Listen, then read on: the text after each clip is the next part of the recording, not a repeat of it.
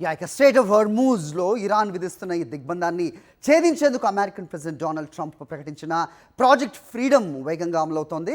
Iran missiles దాడులు చేస్తున్న ప్రాణాలకు తెగించే అమెరికా నేవీ ఈ కమర్షియల్ షిప్స్ ఏవైతే ఉంటాయో వాటిని చాలా సేఫ్గా బయటకు తీసుకొస్తోంది. ఈ క్రమంలో ఇరాన్ రెవల్యూషనరీ గార్డ్స్కు చెందిన స్పీడ్ బోట్స్ను అమెరికా కూల్చేయటం అంతర్జాతీయంగా కలకలం రేపుతోంది. మరోవైపు సైనిక చర్యల వల్ల సంక్షోభం పరిష్కారం కాదని ఇరాన్ హెచ్చరిస్తోంది.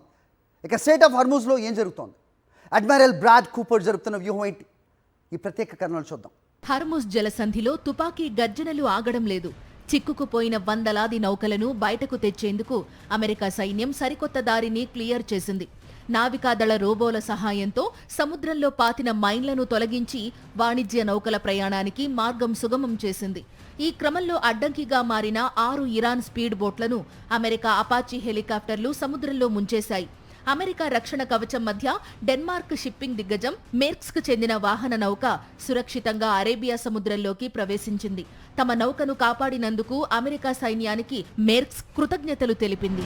అయితే ఈ పరిణామాలపై ఇరాన్ తీవ్రంగా స్పందించింది. ప్రాజెక్ట్ ఫ్రీడమ్ అనేది ఒక డెడ్ లాక్ అంటూ ఇరాన్ విదేశాంగ మంత్రి అబ్బాస్ అరాగ్జీ అభివర్ణించారు.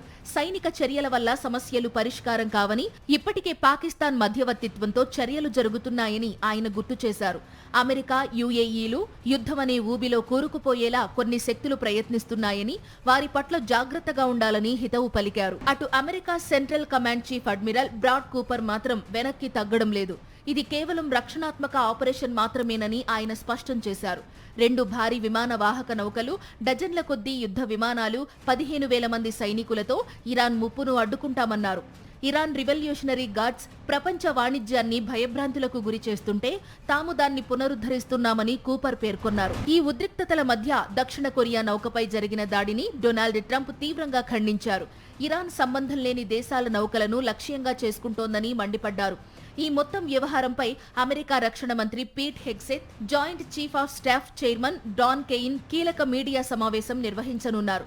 దీంతో అగ్రరాజ్యం తదుపరి అడుగు ఏంటనేది ఇప్పుడు అత్యంత ఉత్కంఠగా మారింది.